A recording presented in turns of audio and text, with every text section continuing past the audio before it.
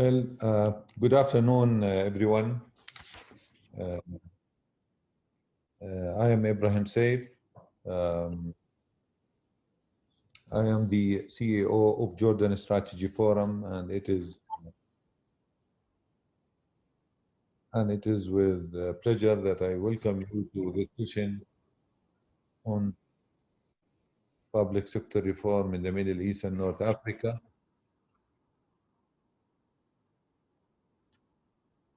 We're going to highlight and present the main finding of the book entitled Public Sector Reform in the Middle East and North Africa, was co-authored by uh, Tariq Youssef and Robert Bishel.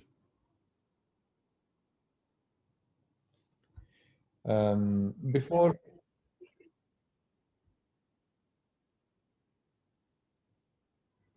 I would like to draw the attention of the participants that we have simultaneous interpretation, and for those to listen to the English, please use the English interpretation channel.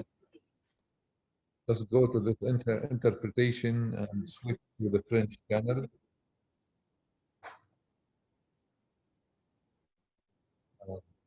Click on mute original audio for that matter.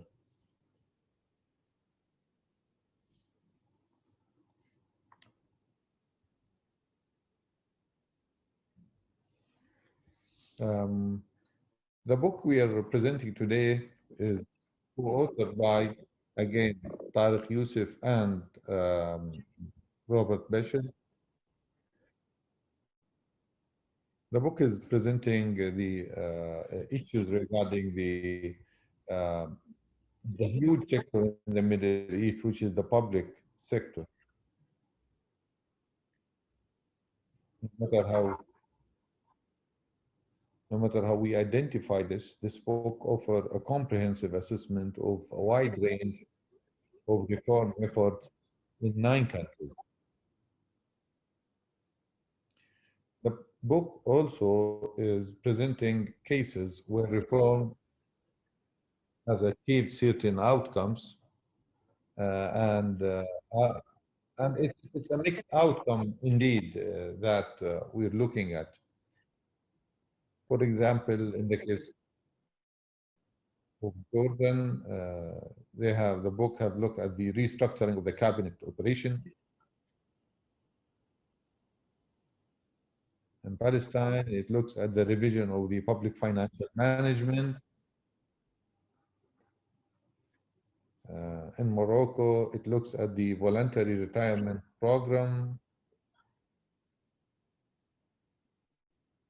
And similarly, look at human resource management reform in Lebanon and e-government initiative in Dubai.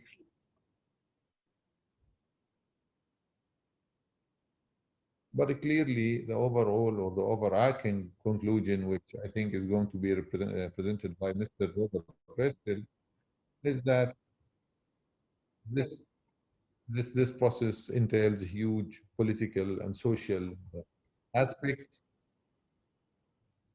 that cannot be overlooked when you undertake what we refer to as public sector reform. So it's not purely a traditional way of doing and reforming public sector.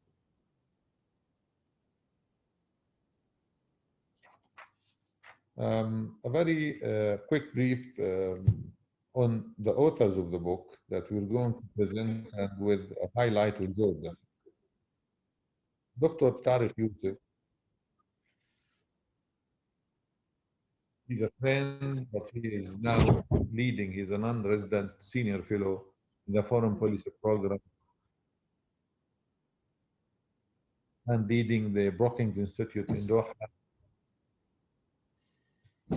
Before that, I know that he has been working at Georgetown University, graduated from Harvard Kennedy School. And I must say that I have read Tariq before I've known him personally. So it's and we always came to agree on several issues when it comes to how we should navigate economic and political reform. And this is his core focus, indeed. It's the political economy in the region, and, and, quite, and quite recently his interests include post-conflict political and economic transitions. No wonder living in this region, you have to focus on the post-conflict and restart. Robert Leshler as well. I know Robert Leshler. He is a non-resident senior fellow with Brookings Doha Center as well, where his research interest concentrates on governance and public sector reform throughout the Middle East and North Africa. Known Rob since his work or ex in the World Bank and how much he pushed and focused on these issues in the Middle East, and in particularly focusing on what we refer to as a public sector reform, which is, you know,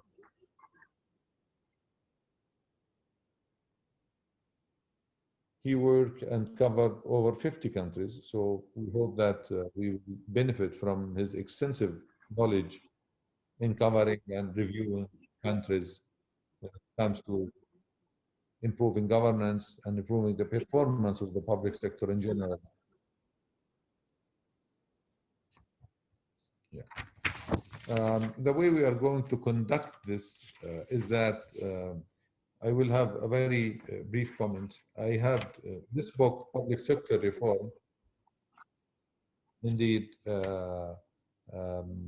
has a chapter in Jordan, which is highlighting the main feature of the public sector.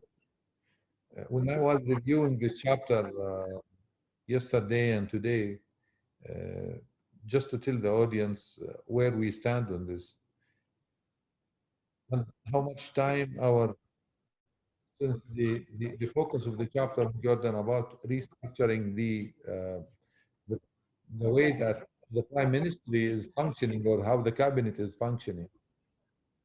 Maybe the analogy or the comparison between how many policy oriented or decisions being discussed uh, in an OECD countries in general and in a country like Jordan. Um, in I think 2014 or 15, an average OECD cabinet would discuss annually 500 to 700 policy issues or or policy oriented or decisions that has to be taken at the cabinet level. That number in Jordan in the same year was 20,500.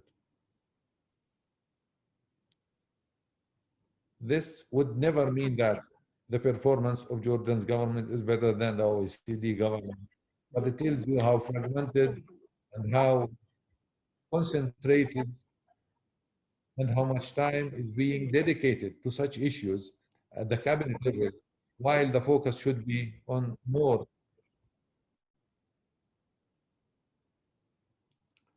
a details-oriented approach, similar to the one that we are adopting in Jordan, leaves little room for policy making, as we can see. And even the chapter on Jordan present few cases where what kind of decision that has to be taken, what had to be taken at the cabinet level that are totally unnecessarily and consuming the time of the cabinet. But I want to expand the highlight and the focus on Jordan chapter by saying that there, there are assumptions about how to restructure the public policy performance or the public sector reform, assuming that there is a unified or a consensus within the public sector on how to proceed. I am challenging this, Rob Barrett, that this is not the case, and the way forward was never something clear to that effect. To the contrary, you would find resistance sometimes within the bureaucracy You would find a gap between the top senior bureaucrats and the junior level or the middle bureaucrats in that matter, which would complicate things. Also, I would challenge the assumption that the skills acquired or required to invoke changes and to move forward is there and embedded. Not necessarily so, because sometimes resistance would emerge because skills are not there for that matter. So you're lacking the roadmap and you're lacking the skills to do it. You lack the consensus to do it. And you have a gap between the senior and junior, so that even if you put all the political and social implications aside, it will be very difficult for us to move forward in pursuing public sector reform.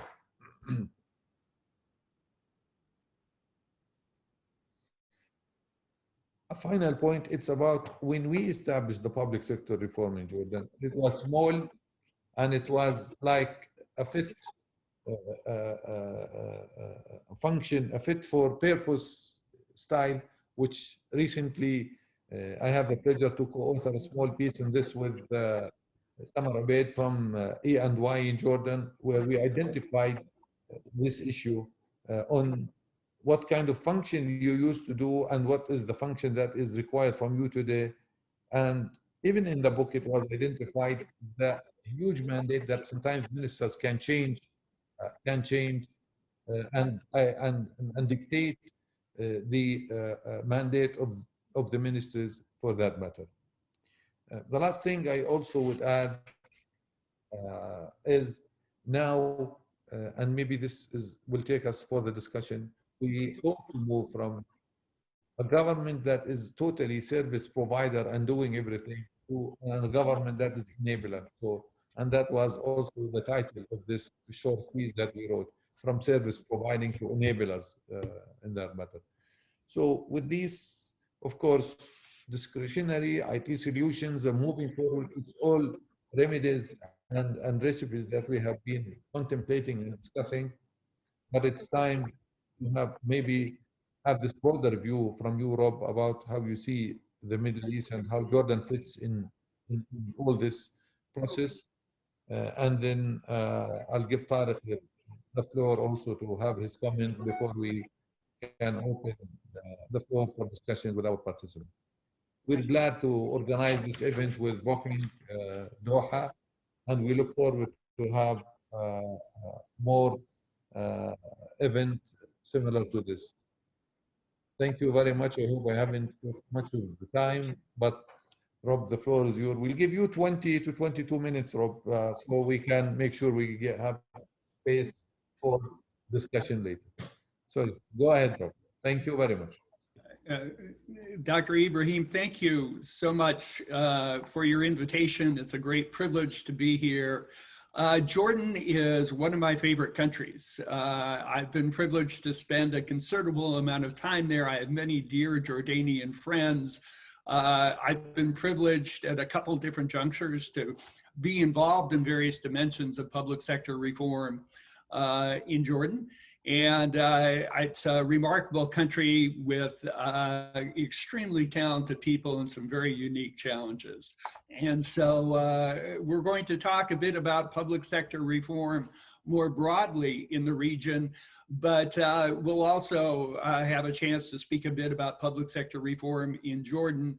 And the comments I will share from you are from the heart, from somebody who loves Jordan, who loves the Jordanian people, and who really wishes for the best, including a very high-performing, talented, affordable public sector. So let me begin by just sharing some slides with you, and tell me, can you see the presentation? How's that? Okay, good. I get the thumbs up from Tariq, so that is good news. One of the challenges that many economists, political scientists, and public sector specialists have pondered with regard to the Middle East region more generally has been what's been called the governance gap, the gap in performance and productivity in the public sector vis-a-vis other regions of the world. And here you can see a slide that looks at the worldwide governance indicators, which are done by the bank. There's been a proliferation of global governance indices over the last few years on a whole host of topics. And the worldwide governance indicators are one of the more established. I've pulled 4 metrics here: voice and accountability, government effectiveness, regulatory quality, control of corruption. There are others as well. When you go on the website for the Worldwide Governance Indicators, you can pull up any one of a combination of countries or regions and benchmark them against each other. I've just chosen the OECD here. And what you see here is it does sort of illustrate the persistence of a governance gap in the performance. Now, there's wide variation within the Middle East, North Africa region. Some countries perform much better, typically those in the GCC, and Jordan is occasionally in the mix there. We'll talk about that later. Other countries really struggle on these issues. And so you do have a significant spectrum throughout the region. So these are regional averages. It's interesting, there is one metric where the MENA region does better on global indices than the global average. And that is on e-governance and the use of IT. That's one area where the region is ahead of the curve globally. But in other areas, as you can see, there is a gap. And Tarek and I cared passionately about this. I mean, governance will be essential to the region's long-term development. Governments spend trillions of dinars or dirham, and how they spend that money will have a huge impact. They deliver critical services, they regulate the private sector, they perform a host of tasks that will be absolutely essential. And increasingly so as you look downstream, and they're called to counter global challenges like the COVID-19 pandemic and climate change and things like that. So governments play a crucial role. One of the challenges, if you look at public sectors in the MENA region, vis-a-vis many public sectors in other parts of the world, is that they're large and they are expensive. And in many cases, they are on a fiscally unsustainable trajectory. And that's going to be a fundamental challenge. Many countries in the region have struggled with issues of unemployment. They have a large demographic bulge, a lot of youth looking for work. And over the years, people have been put into the public sector, and you're now reaching a point where these public sectors are large and financially unsustainable. And so that strategy, which has worked in the past, is unlikely to be effective in the future. Another challenge when you look at countries in this region, and it's sort of mixed news. The good news is many of them have expanded coverage. So they're now capable to provide universal education and healthcare. And so, and that's a significant accomplishment. But the downside is there's often a significant variation in quality. If you get out in the rural hinterland in Egypt or Morocco or places like that, the quality of services is not what you would find in Rabat, Casablanca, or Cairo. And so that's a fundamental issue. And then also in areas like education, if you look at age-adjusted learning gaps in things like that, you find that even though there's universal education, there are often gaps, and people are below the where they should be in terms of learning per a given age or a given grade in school. So that's another challenge. And then finally, there's the challenge of corruption and wasta.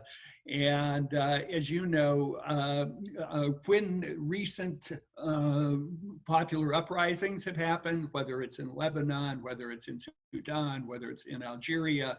The whole issue of sort of cronyism and insider trading and corruption has been at the core. There's a lot of perceptions that there's a favored few and everyone else, and that the playing field isn't level. And so these are sort of some of the significant governance challenges that the region has been grappling with, will continue to be grappling with over the next decade.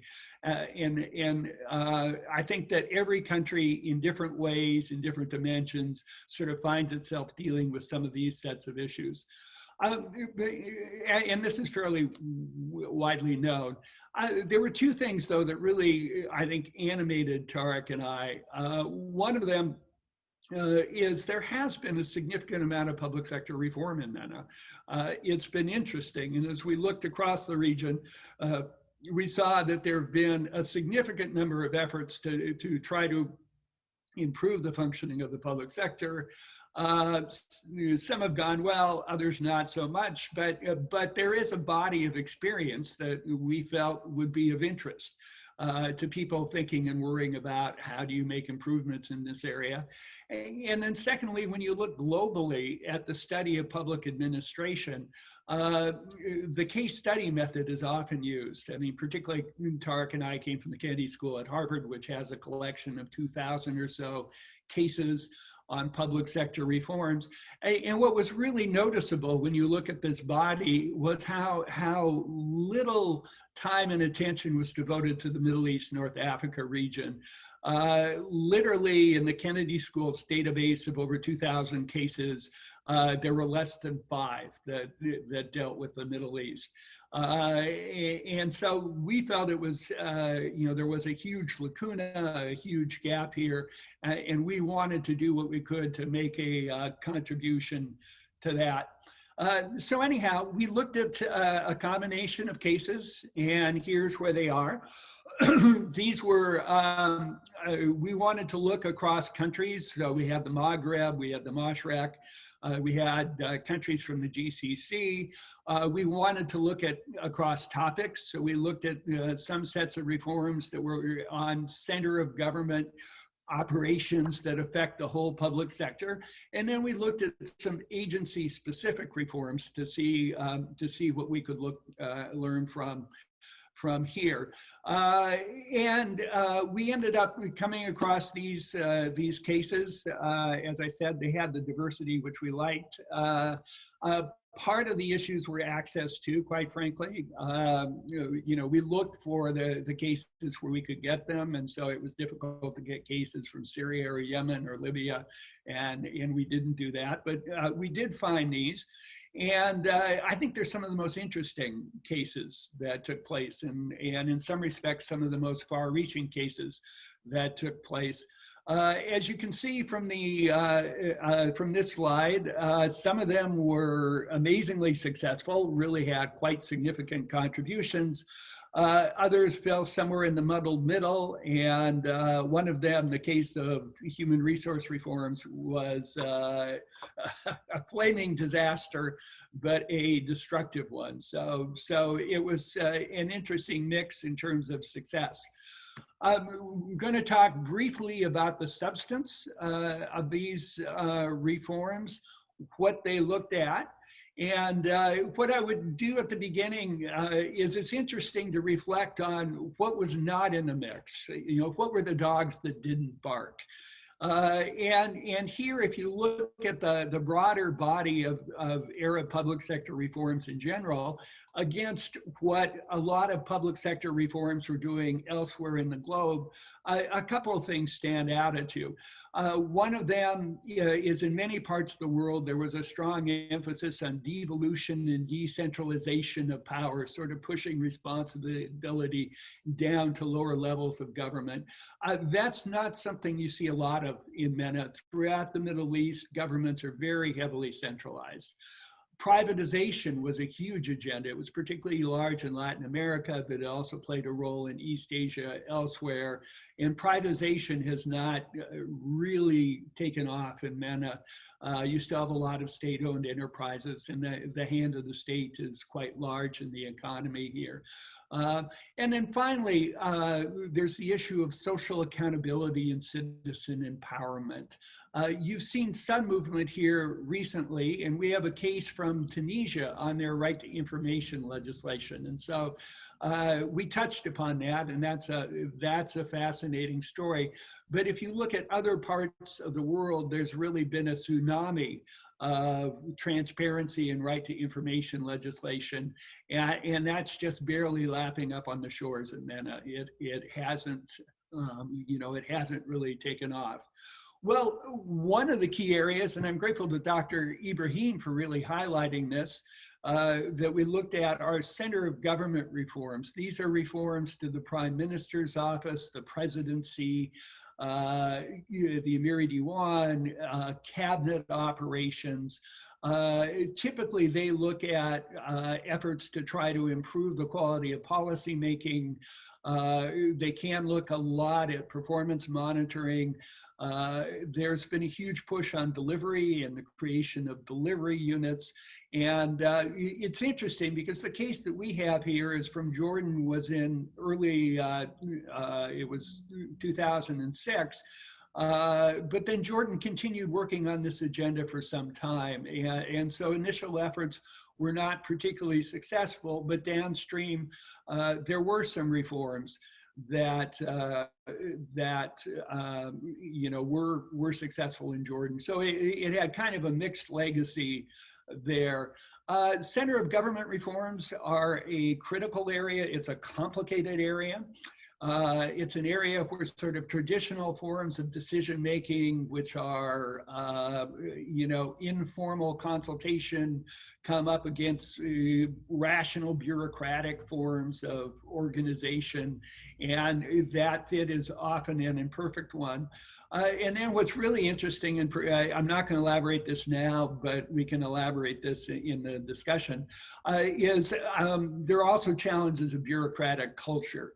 And what you can find is that in East Asia, where a variety of reforms have been made, such as Malaysia and the Prime Minister's delivering results unit, Pemandu, there was very strong pressure for lower levels to resolve of the bureaucracy to resolve issues. And if things get kicked upstairs, it's viewed as a failure. We find quite the opposite happening in MENA. In MENA, a lot of decisions are kicked up, as Dr. Ibrahim said. And as a result, it tends to really complicate decision-making at the highest levels. This is just a brief slide. I'm not going to dwell on it at length, but this was an analysis of sort of the Prime Minister's office in Jordan around 1910. And you can see some of the challenges, and again, just underscoring the point that Dr. Ibrahim made, a strong focus on administrative tasks rather than, viewing this as sort of the apex policy unit. A second area that was fundamental, and we looked at this very closely, were reforms of public financial management. And here, there are a variety of challenges that one finds throughout the region. And you can see we've listed some of them here. Revenues are often unstable, particularly in the GCC, where you're dealing with a fluctuating price of oil. Comprehensiveness of the budget process. When you're in the World Bank and the IMF, we argue the budget should be as comprehensive as possible. And yet in many countries, the budget's really fragmented, and expenditure takes place through a variety of different entities that it could be off budget. And particularly that's a problem with state-owned enterprises that can rack up expenditures that ultimately fall back upon the Ministry of Finance. Many countries, there's a disconnect between planning and finance. And so planning is undertaking initiatives that will have fiscal implications that aren't getting fully captured in the budget. You have a weak independent audit. And then another challenge you have is that there tends to be a focus on cost containment instead of really looking at efficiency. And so that can result in sort of arbitrary budget cuts for various line departments instead of thinking carefully about how you can improve the efficiency and effectiveness of their operations. We have seen some successful reforms in the MENA region, and they tend to fall in a couple of different categories. Some of them are sort of modest technocratic reforms like budget classification. Others are much more difficult, but there's a huge prize, and that is reforms on tax and customs. If you're trying to raise revenue from the perspective of the Ministry of Finance, you really want those reforms to succeed. And then secondly, what's been interesting to see are reforms in budget transparency. And countries like Egypt have managed to make some significant progress there. I'm going to pivot now to civil service reforms because these are often among the most difficult and complicated. These are here, as I mentioned earlier, governments are facing a host of challenges that really cut into the productivity and efficiency of the public sector. One of them is the wage bill. In many countries, as we said, wages are on an unsustainable trajectory. You do have, and this is good news in countries, in many countries, there's sort of a generational shift taking place, and there's a younger tech-savvy group in their 30s that are chomping at the bit and ready to go. And so I think in a number of countries, thinking about managing this sort of generational transition will be important. We looked at two sets of cases in the book dealing with these issues. One of them was a voluntary retirement program in Morocco, which was an effort to deal with the size of the civil service and the size of the wage bill. And it's an interesting story. It's a complicated story. By and large, the Moroccans were successful financially. They reduced the burden of the wage bill, which was good. But they encountered a problem typical to voluntary retirement programs, which is the best and the brightest leave, and you're left with people for whom this job is the best one they can find. And so the financial burden of the public sector went down. The quality of the overall public sector also dropped, and that was an issue there. And then we looked at human resource management reforms in Lebanon. And as I said, that was a very complicated tale and one that didn't necessarily come out well, but there are things that can be done. I'm going to go quickly through these two slides. They're just on civil service. This slide makes a point that's very common in other countries, which is that if you look at how civil servants are paid in the MENA region, you tend to pay those on the lower end a lot. So staff with limited skills often tend to get paid much above their market value, whereas it falls off towards the high end. And when you want to go out and get financial analysts or IT specialists, those skills are often in short supply, and the salaries may not be adequate to really bring these people in. This slide simply makes the point that most countries in the Middle East need to focus more on both ends of the performance distribution curve. You need to cultivate talent on the high end, and you need to deal much more effectively with low-performing workers on the low end.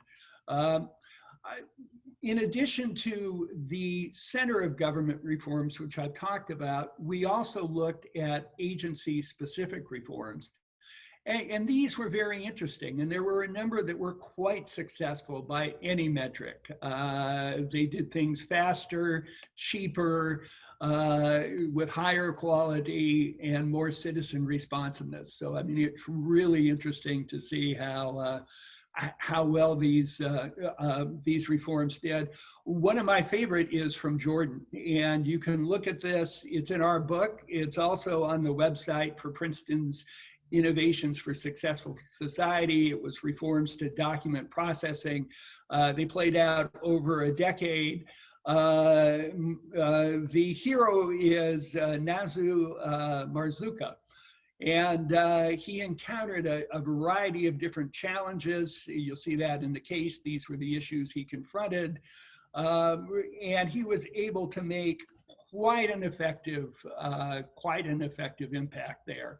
And really fundamentally, I think, changed the performance and orientation of that. A couple lessons that we learned from that. First of all, people worry about organization or work culture and work ethos. And you know, at a national level, that's really not an issue. Organizational culture is really shaped at the organizational level. And Marzuka does a superb job of really changing the organizational culture there. He also, sorry, the second point here, just to do it, the importance of strategic opportunism. I mean, he did not bring in an army of consultants or World Bank experts to give him advice and develop a 13-point strategy and laid it out on a Gantt chart. And so by June 2024, you'll be here. He just sort of looked for opportunities that emerged and exploited it. He knew where he wanted to go. He knew he had a broader sense of what the reforms were he wanted to take forward. And if a door shut, he wouldn't go there, he'd go somewhere else. This is just a brief slide that again highlights his ability to sort of brilliantly look at what he could control, what was directly under his control, what he could influence, and what he couldn't. And he thought very carefully and systematically about that and just managed to use the reforms effectively. And here's a list of the solutions that he came up with to the problems that he faced. It's a wonderful case, and I strongly encourage you to look at it. Okay, a couple of quick things just to wrap up, and I'll hand it over to Tarek. Heart to heart, you know, how do we unpack the enigma of Jordan public sector reforms? Jordan is a country that generally performs in the mid-range globally on most governance metrics, but in the upper end in the MENA region. So it's kind of there in the upper middle.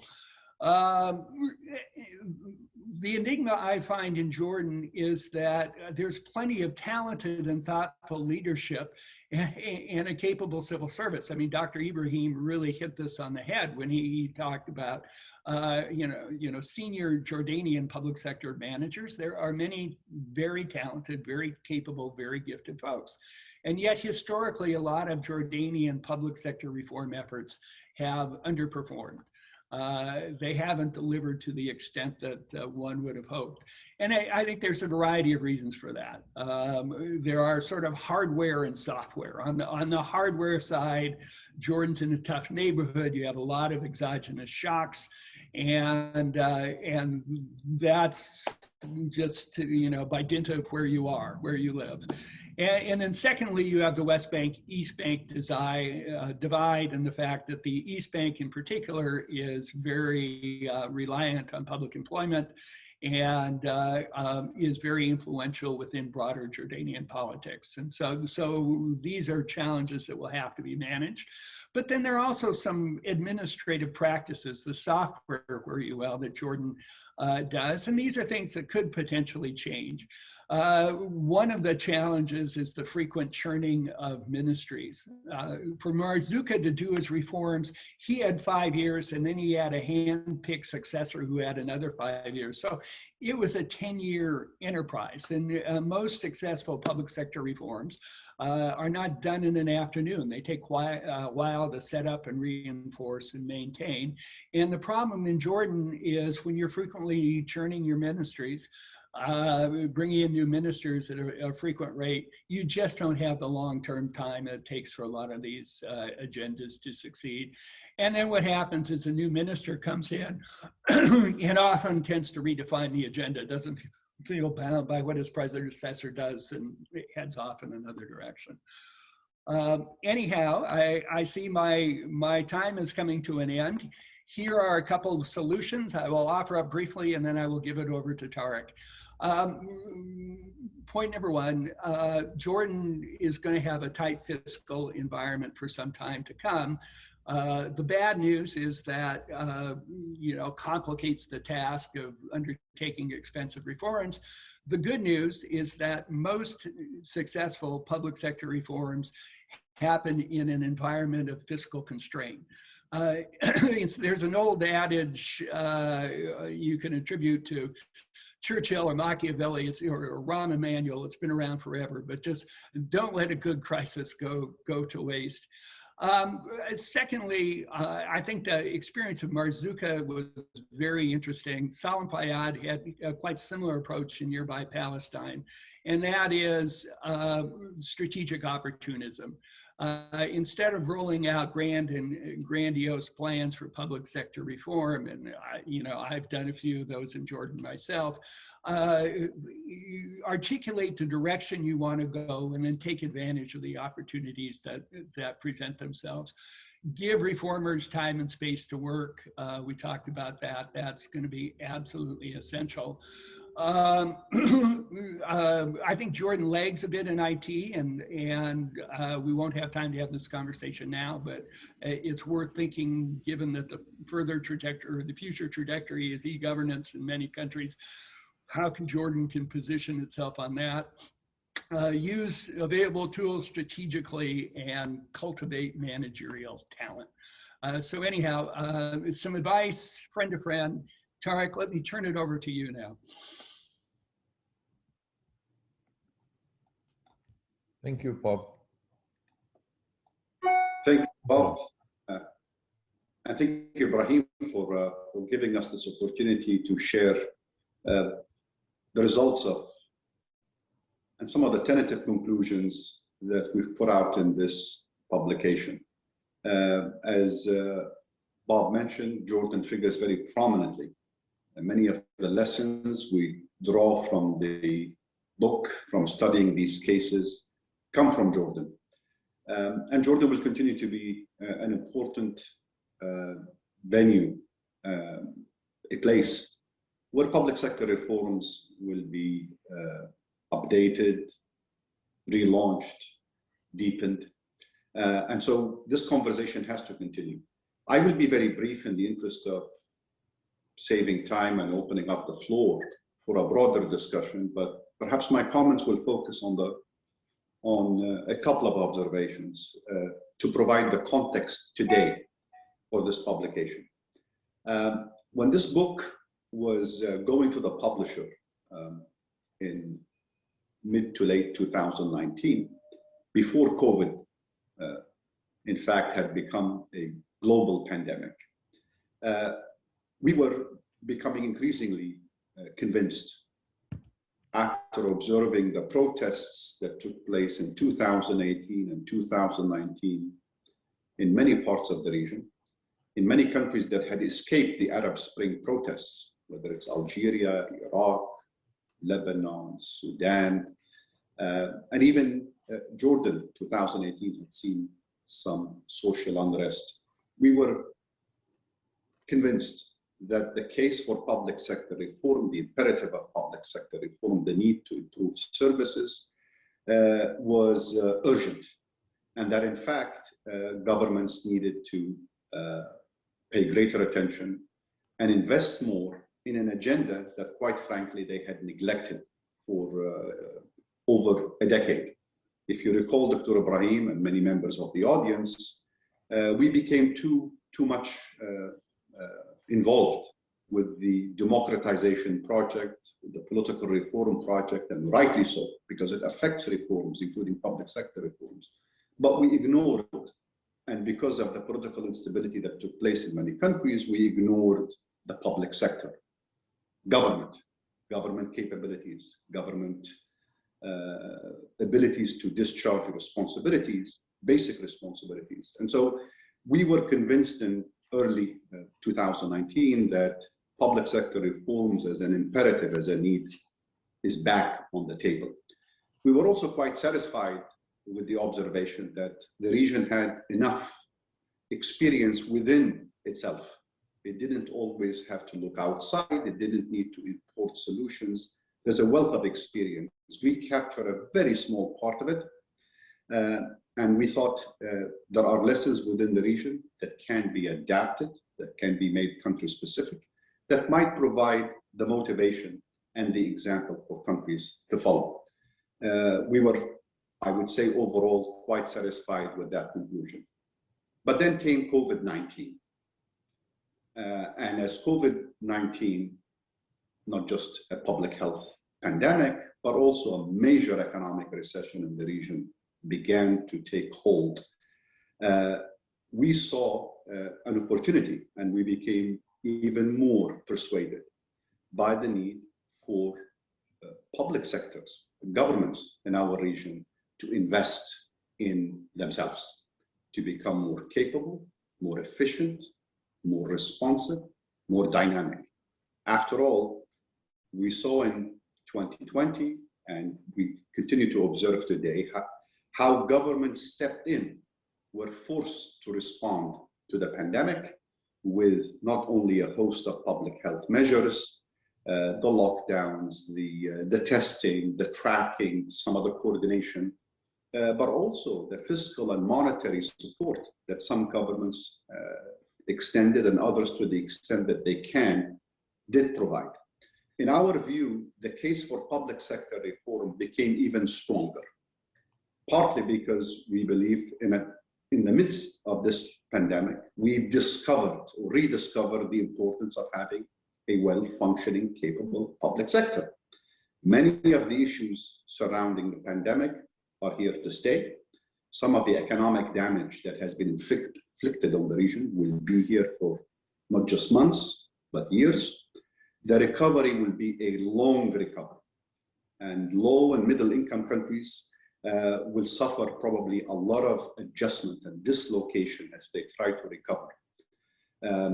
Life will not go back to how things were, if you can assume that things were good, for a long time to come. In our view, the need to focus, to relaunch, to revolutionize the public sectors, to make them more responsive, accountable, dynamic, efficient, is even stronger in light of all of this today than it was just a few years ago. It's going to be driven by the circumstances on the ground, the economic need, the immense damage that has been inflicted by the pandemic on sectors, on workers, on poverty, on vulnerability, and the length of time it will take for the recovery to take place. If this opportunity, Dr. Ibrahim, can be seized upon in countries where you can forge the kind of political consensus, the kind of political understanding and agreement between state and society, I think you can make a lot of progress. I say this in reference to your initial remark where you challenged some of the findings of the book. Maybe we didn't make them very clear. I'm happy to restate them very briefly and make the following observation, which should be obvious to everyone. Public sector reforms, even small ones, take place in a political context. Political support is needed. Political stability is needed. It doesn't have to always be explicit. It doesn't have to always be overriding, but successful cases in our book are cases where reformers and reforms were consistent with national objectives. They were consistent with whatever consensus is out there about how society wants to move, how the state is responding. Jordan, I would argue today, is in the middle of at the beginning of a conversation about the future of the political system, about the future of the state, the division of labor and responsibilities. It is this context that makes me, to a large extent, hopeful about the possibility of giving the public sector and giving reforms as a project a new mandate, a mandate that can help rebuild and push the country towards having the sort of government that is responsive, that is dynamic, that is able to cope with a set of very difficult circumstances that we have not seen in generations, not just in Jordan, but elsewhere in the region and in many parts of the world. The recovery from where we are today is long. There are a lot of headwinds, but I think it's that political context that gives ministers stability, gives them a long tenure, allows them to experiment with reforms. Reforms don't just drop on you from the sky. One of the big and most important lessons from our cases, in our view, is the emphasis on reforms being almost organic in nature. You don't start with a design for every single step of the way that you go out to execute. There are a lot of experimentation taking place. Adapt yourself, you solve one problem, you go on to the other problem. If ministers and government officials, reformers are given enough time and enough political support that is within national objectives, a lot of progress can be made.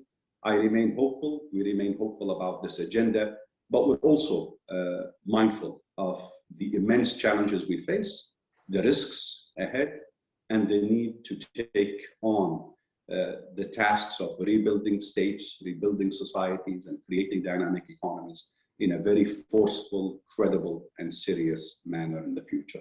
Let me stop here, Dr. Ibrahim, and perhaps we can open the floor for many rounds of Q&A, observations, remarks from the audience. It's been a pleasure being with you. Thank you.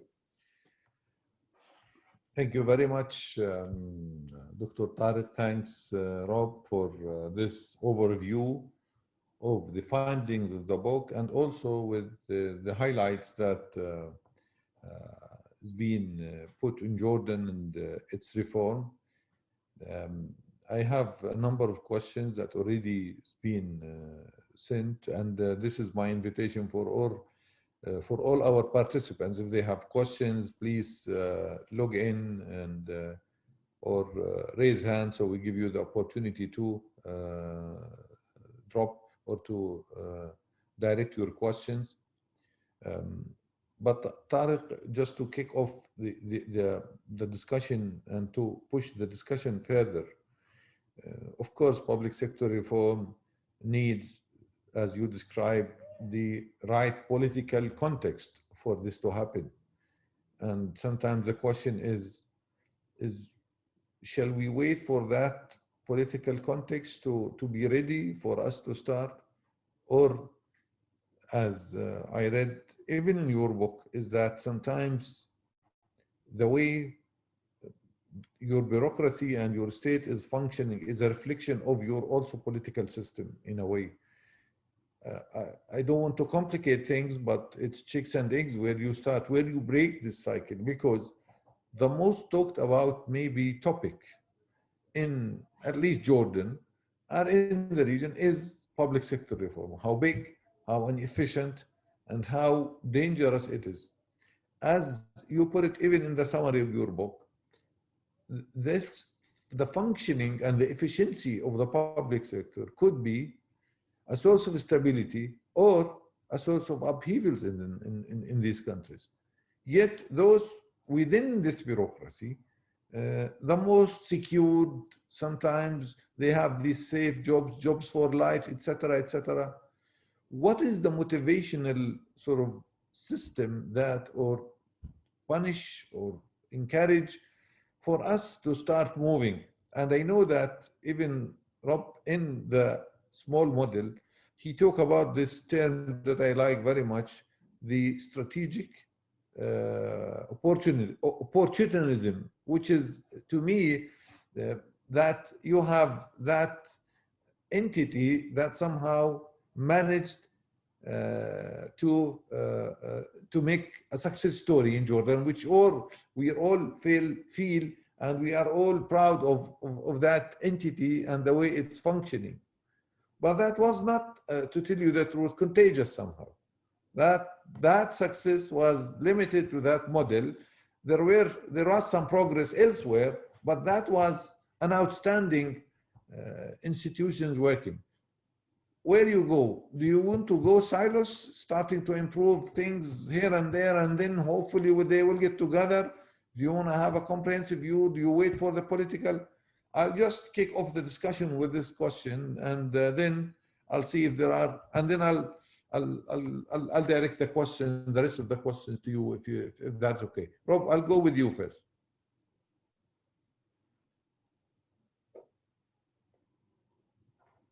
Sorry, I'm unmuted. Dr. Ibrahim, thanks. That is an essential question. You got right to the core. And it's a very complicated question. We noticed a couple things. I mean, obviously, there were some cases like the e-governance case in Dubai that played out exactly as Tariq said. I mean, Sheikh Mohammed wanted it. It was essential to his vision of Dubai's developmental future. He pushed for it tenaciously. But in a number of the other cases, it was more an example of, there's a wonderful Russian phrase that basically means heaven is high and the czar is far away. Reforms were being undertaken that were blessed by the political leadership, but the political leadership was often not intimately involved. They were consistent with the broader direction, they were where they wanted to go, so they were supportive. But beyond this sort of general sense of support, the reforms really resided with the individual minister or head of the agency head. And the good news in MENA is individual ministers often have a fair amount of latitude and scope to do what they want to do. Problems arise when the reforms cross ministerial boundaries because coordination mechanisms are weak and it's often difficult to get other people to play ball. But within various ministries, you know, people do have discretion, and Marzuka was able to take full advantage of that and really exploit that tenaciously. Now, as I understand it, you or others may know better, he had the tacit support of the king. The king, you know, wanted these reforms move forward. But you know, Marzuka was able to take them. So the good news is, you know, at the level of the individual agency, strategic opportunism, you can often get some things going. And I think that's, you know, that's helpful. It may not be huge, but the goal is to take a few steps going, build some momentum, and then use that as a springboard for broader things. If I can build on that, Dr. Ibrahim, very briefly. Please, go ahead, Tariq, please. Yeah, I agree. I think you pose an important question. And it's a question that can be misconceived, misunderstood, and provide reason for complacency. Should we wait until the political system is ready, until it sees itself as stable before we do reforms? I think that would be very dangerous, and that would not be consistent with how we have formulated the conclusions in our book based on the experience we observed. I think what we were trying to say much more clearly is you have to pay attention to the political context and organize your reform projects and reform steps and reform initiatives so that you are able to secure the political support that you need, and more importantly, avoid opening up the gates of political battles and obstacles that you may not necessarily want at a given point in time. It might be easier doing that, as Bob just mentioned, in the context of line ministries. So yes, you can work in silos at the level of ministries, agencies, and authorities and get a lot done because the agency or the authority is under your control. The minute you veer off into contexts or reform areas that touch upon multiple ministries, that require coordination, require political negotiation, think of civil service reform, think of human resource development, think of the cabinet example from Jordan. That is where the political support and the national political objectives can become binding. If they're not there, they can slow you down, they can disrupt your work. And so it is a call in many ways for reformers and for people at the very top to be cognizant of the political context in which reforms take place. I think the strategic opportunism approach was captured in the book by Salam Fayyad, who coined a phrase that Bob likes to use a lot.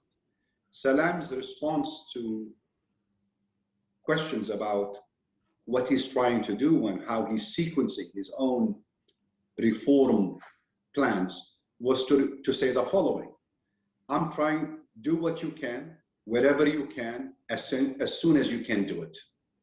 At times, it does require of reformers pragmatism, flexibility, and a sense of opportunism, to see the opportunities, to seize on them, and to exploit them, to push for with reforms. It's easier to do, obviously, within ministries, easier to do within sub-ministries than it is to perhaps pursue them at the greater national level, unless there is the political context, unless the country has committed itself to pursuing exactly that path.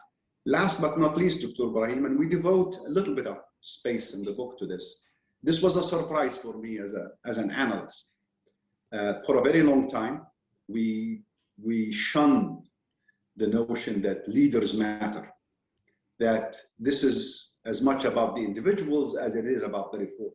Well, one of the findings in the book, based on the case studies, is that in fact leadership qualities of reformers happen to make a big difference. They cannot carry reforms totally through, but to the extent that leaders lead by example, they set the tone, they establish rules, they surround themselves by teams, and they work within their respective agencies to ensure that people are focused while making the necessary compromises in order to achieve the larger purpose. They tend to, in general, be amongst the successful reformers. How do you create leaders? How do you incentivize leaders? How do you support the emergence of such leaders is something we'll have to kind of pursue in another conversation. Thank you, Tariq and Rob. Let me just now go through, I'll try to summarize the questions that I have, but I want to start with this notion, Rob, that what we need, and Tariq, and this is a conversation that I have with a very good friend of mine who has long experience from the private sector working with the government, is that what we should promote is a revolution within bureaucracy, not a revolution on bureaucracy. This notion, second notion or last notion, would create a huge resistance. If you are going to revolt against that, then they are very united and it will be difficult. So this is something that also we need to be able to manage. I have some questions that I would like to throw, and if I get more questions, I'll get it through. I have also one question on Jordan in particular, that maybe because we talk about the cabinet, we talk about these committees or the quasi-policy functions, and the lack of, and this is the case of Jordan, which I really would like to hear you, is that there's an absence of policy advisory support as well. It's sometimes not the lack of desire to take decisions, however, it's the lack of the support or the needed support, adequate support, timely support to enable you to take that decision. So you keep sometimes going around and around, but avoid taking the decisions, maybe although you are convinced, but because you lack probably the institutional support, the information, or whatever you are missing, you're not empowered to take decision at the right moment. Now, I think most of Arab countries, and I know that both of you are very aware of creating parallel structure to bureaucracy as well. Creating incentives within the bureaucracy as well. Is that a solution to incentivize the public sector to move forward? This is something that I leave it to you. And also, what reforms that we've done, I'll throw these questions and then you can either divide or just gather them for the sake of time.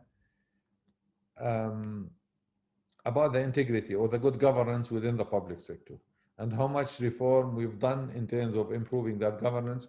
I think the fifth slide, Rob, you presented the status of governance structure, but what reform and what are the key issues that we need probably to visit? This is a question from Yasmin Abu Zahur. And also, given the economic slowdown in the region now, how can we ensure that we can promote a private-public partnership most effectively? And we have examples of, examples on really in the post-COVID-19, and this is a case in Jordan that now we're managing COVID-19. Probably we're managing COVID-19 fairly well, but the day after COVID-19, it's not clear where we're heading and what needs to be done to that effect. Labiba Hlal is interested in learning more about the sustainability of public sector reform and how we can do the monitoring. And I think it is about ensuring that this is not a one-shot, it's a sustainable, dynamic, interactive process that makes sure that we overcome challenges and not pushing challenges ahead of us. And with that, there will be, of course, cost-benefit analysis that will be associated with them. Mazen Dole is asking where is the most successful reform that's been done in the region, where Dubai is ranking in that to that effect. There is classification for MENA. I'll stop here unless there are some. I see more questions coming, but I'll give you just the chance to quickly respond. I know some of these questions are quite huge and need probably another, but this is good. This is good because maybe, Tariq, this is one way of pushing this agenda further and talk about it more and more because it affects our daily life and every single interaction we have on daily basis. I'll go back to you, Rob. Dr. Ibrahim, thank you. I will take the easy questions and leave the hard ones for Tariq. But I mean, these are excellent questions. I think on the point of, you mentioned proper policy support, fundamental issue, and one that you're absolutely right. There's a gap in many countries in the region. You remember our Jordan case begins with a discussion of chicken farms in Amman, and Cabinet meant to discuss this issue on 3 separate occasions. Are there too many? What are the public health issues? Should they be relocated? And no preparatory work was done. Nobody knew how many chicken farms there were, how much it would cost to relocate them, what exactly the public health input was. So Cabinet spun its wheels on 3 separate occasions. And so building this capacity is absolutely essential. It doesn't just materialize. It takes really a very conscious effort to go about and develop.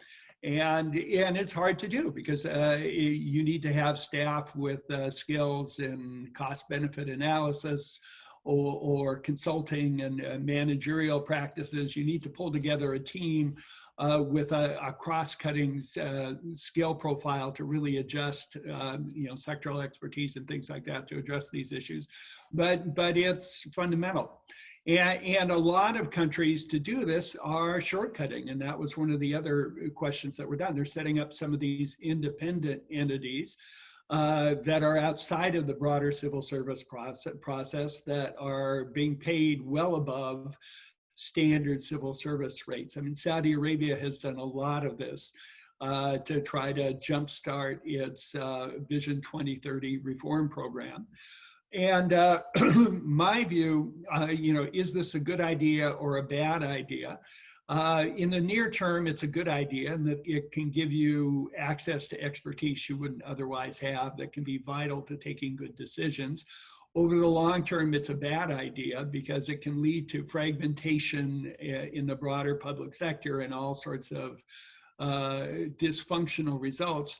And so the question in essence is, can you design these entities in a way that you can benefit from the good that they bring and avoid the long-term costs? And I think you can. I think there are ways to do that. But I'm not sure a lot of thinking has been taking place in the region about how exactly that can be stood up. On the question of most successful reforms, you know, that's really a good question. I mean, I think Dubai has done some things well. If you look at the quality of service delivery, Sheikh Mohammed has really instilled an ethos throughout the government that high quality service delivery is important. And I was privileged to serve as a judge for the Smart Government contest in Dubai a few years ago.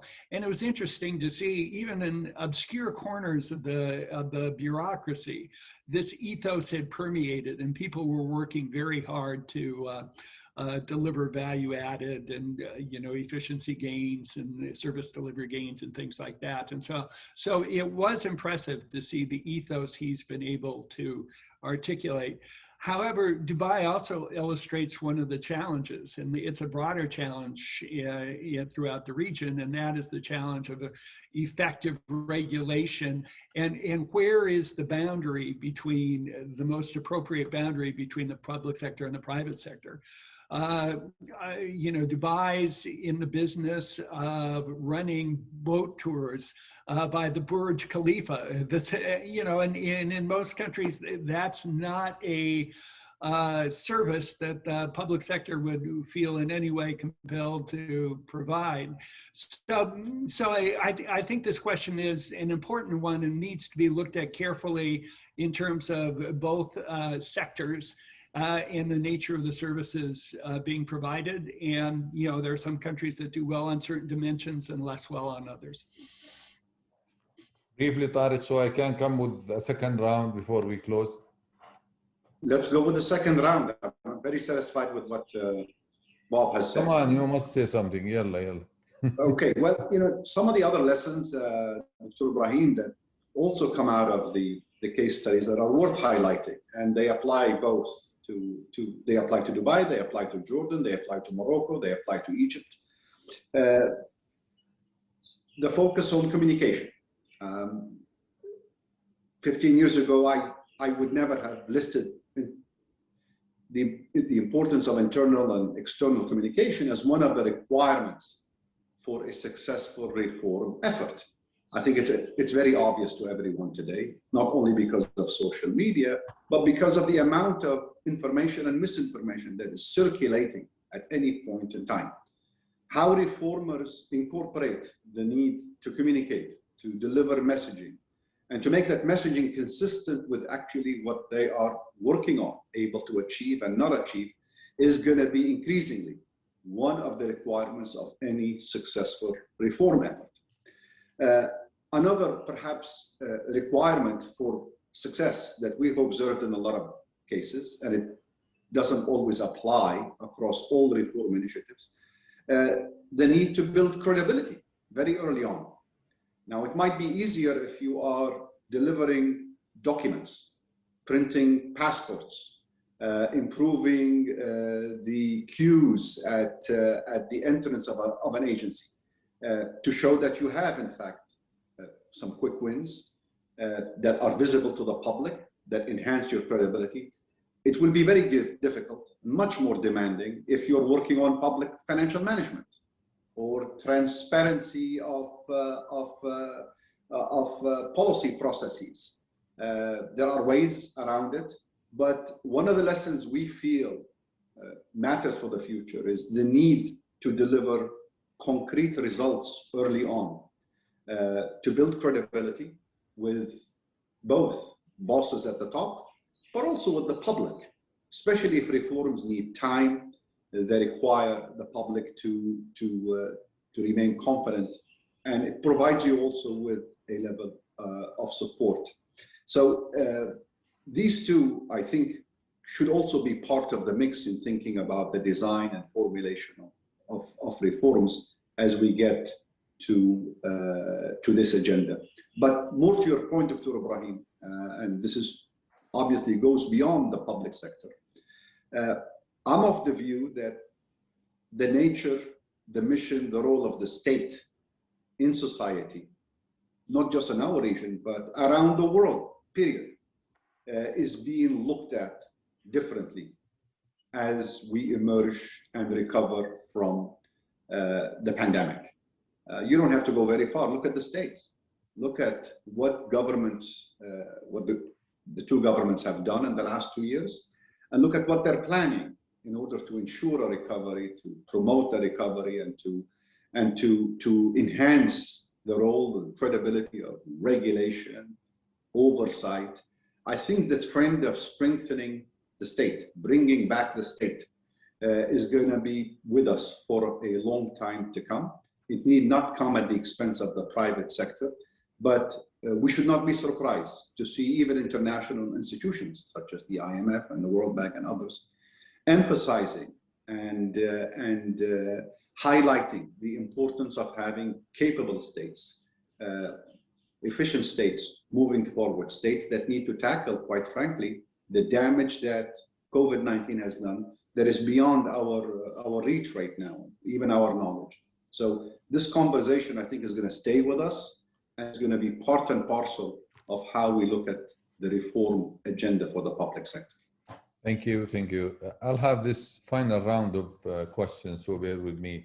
One of the questions that I received from His Excellency Basmi Salim said that is reform is an end by itself, or is it a byproduct of what I want to achieve?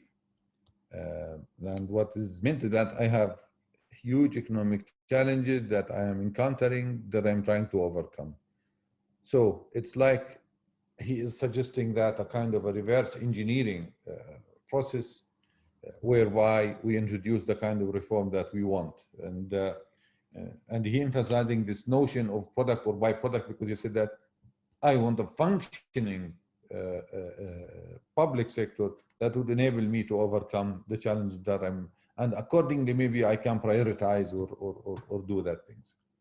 The second question, which is related somehow, Tariq, to what you have ended with, is in one of the questions there is this Chinese model, which is delivering, which is getting people out of poverty, and maybe it's providing us with a different perspective as to what kind of public sector that we want. And maybe as written in the question, a linear public sector, as we're trying to identify, is not something that is required, while maybe a different formula is needed for that matter. Another question is about strategic opportunism. Is it part of an agile strategy approach? And if so, how could we could support a culture to be created in the public sector for that matter? Bob, do you have a question that could you tell us more about cost containment versus expenditure efficiency, which apparently is being used in the book? And do you think that the success of e-governance reform in some countries is also linked to security-related issues, both at home and outside? Here's the question is getting slightly complicated, but the rest of the question are quite somehow being answered.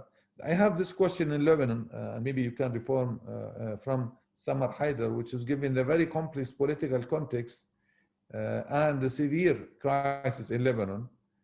Organic reform, as mentioned by Dr. Tariq, we can expect, and what could be a private sector role in this, especially in a country where this sector is still vibrant and one that has had for decades took over a lot of tasks and services which are the government's responsibility. So where to go from here, given the difficult situation? Basma Abdul Khaliq, how did you analyze and tackle the role of donors in supporting successful reform in developing MENA countries. I'll stop here. It's a lot of questions, but I'll give you this final round, Bob and Tariq. Shall we go with you, Tariq, and then give the final word for Bob? I'll start with Bob. He knows the answers. I just follow up on what he says. Okay, Bob, go ahead. Tariq's the sweeper. So as a midfielder, when I make the mistake and they get past me, he takes care of it. But again, a rich set of questions. The motivations are always fascinating to see. And over my years in the World Bank, if somebody would come to me, minister or senior civil servant, and say, I just want to do this because it's the right thing, my eyes would glaze over, because public sector reform is difficult, complicated, painful, and if you just want to do it because golly, it makes sense. Or sometimes people say, you know, I heard about performance budgeting in Australia, and we want to do that, you know, and we want to do that here. Those sets of reforms typically don't last. I mean, for reforms to really endure and be embedded, they very much need to be in the, I'm trying to achieve this. This is what I'm trying to achieve. In order to get there, I need to make these changes, and that's the sort of the set of motivations that tend to ensure both that they get done in the beginning and that they're sustainable over the long term. So I think that was a very good question. And yeah, reforms that sound good typically don't have the strength to go the distance. It's the ones that solve real problems that really that really endure. Cost containment versus expenditure efficiency. That's an excellent question. Most of the challenges we have is that budget conversations in many countries go something like, I'd like 20, no, you get 15. Well, how about 17? No, we'll give you 16. And so they tend to be that sort of, you know, abstract debates, just haggling as you would in a souk, but not necessarily focused on how much do you really need to do your job effectively. And here, I think what the Saudis have really done something very interesting. They set up a Center for Spending Efficiency, which does a lot of very good systematic research. Dr. Ibrahim, this was one of those entities that was set up outside of government. It reports to CEDA, it reports directly to the Ministry of Finance. They pay salaries that are way above the broader public sector in Saudi Arabia. So, you know, they do certain things that have allowed them to assemble really a top-notch team. But then having done that, they think about problems very comprehensively, with the end goal being effective service delivery. So they will say, we want to have high quality services delivered. That's the goal. We're not going to compromise that. But are there ways we can structure costs more efficiently? You know, can we co-use facilities? I mean, a lot of times individual agencies show up and each one wants their own training center. And so they'll say, no, I mean, these centers are used you know, 3 or 4 hours a day, you two share it. Or they look at business process re-engineering. How can we streamline these things? Sometimes they'll look at IT investments. So they'll say, we're willing to spend more in the near term, but we expect sustained savings downstream. And so it's having that sort of a sophisticated approach that looks at long-term issues of efficiency, effectiveness, and not just, you know, can we save a few dinars by reducing their budget by 10%? So that's something I think is interesting. The role of donors.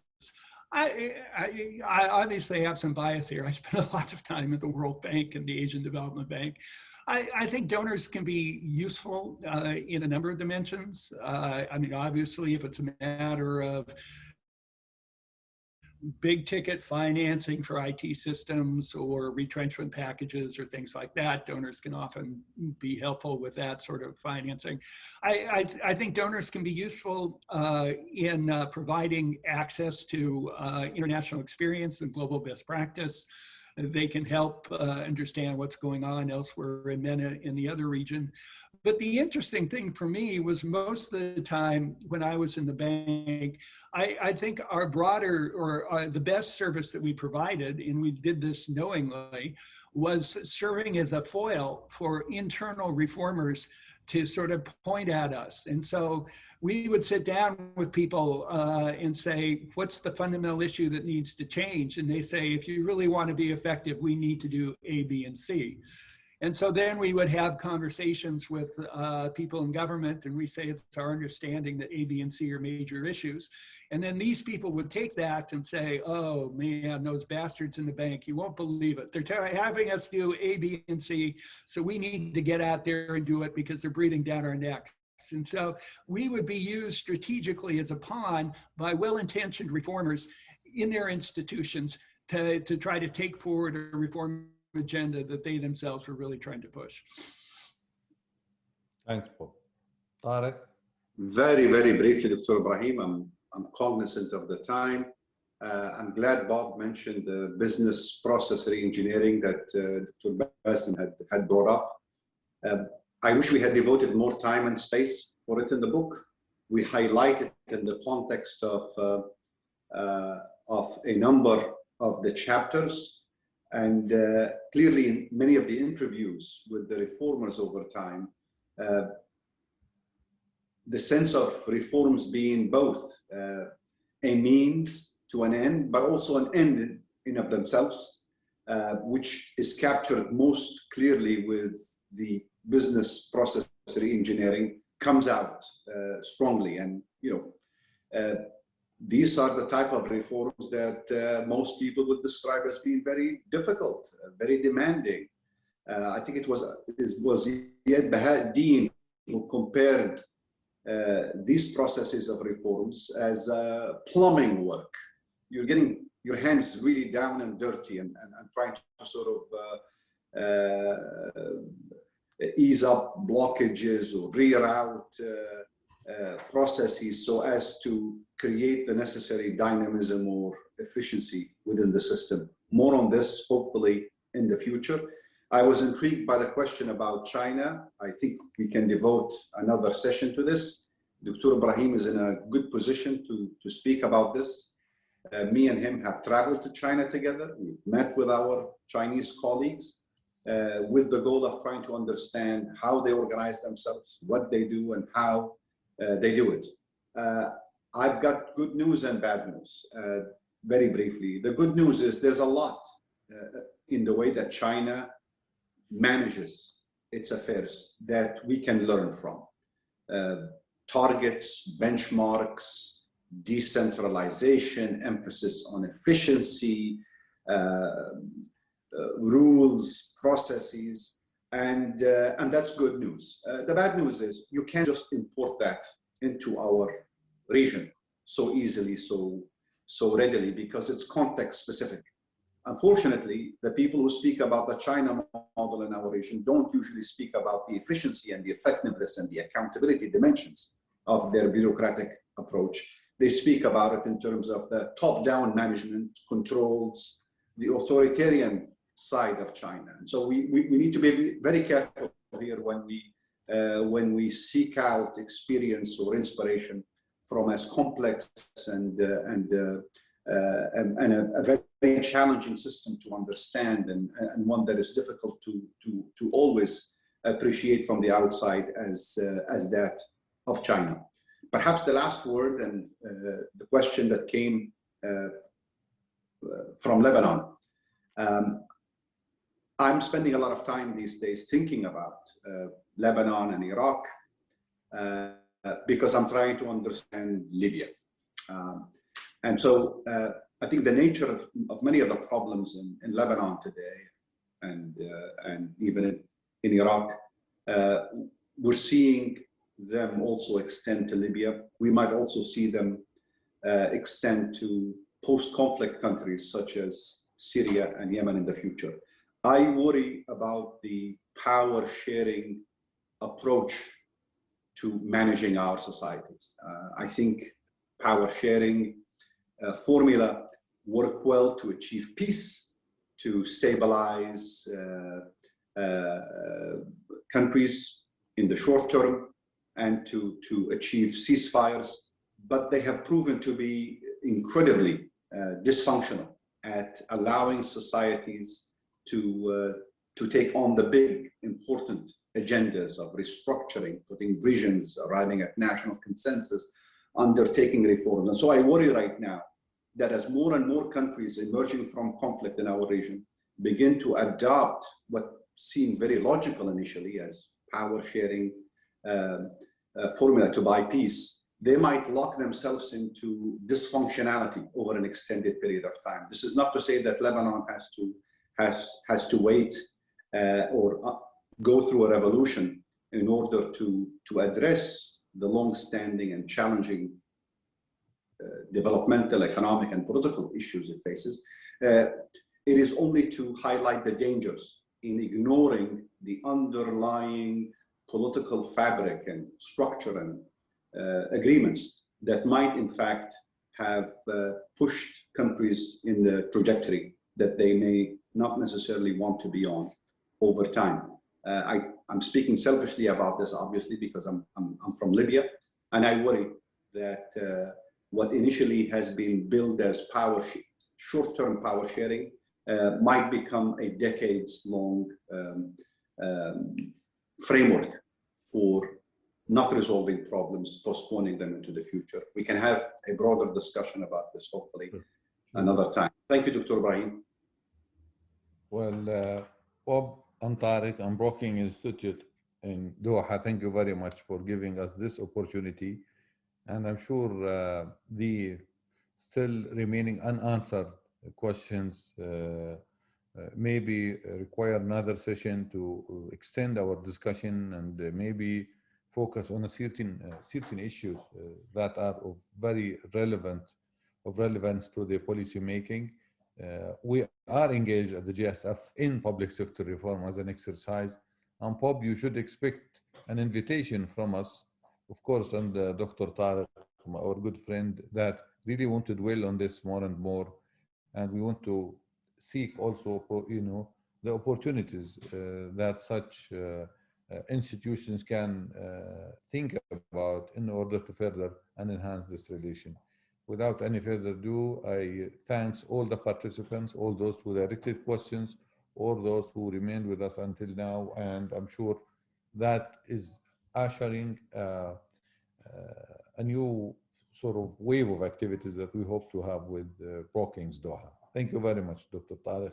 Thank you, Dr. Bob, and thanks for Sumaya, Amani, and all the teams that work together, the translator that being with us for making this a successful event. Thank you. Thanks for watching. Be sure to like and subscribe for more videos from Brookings.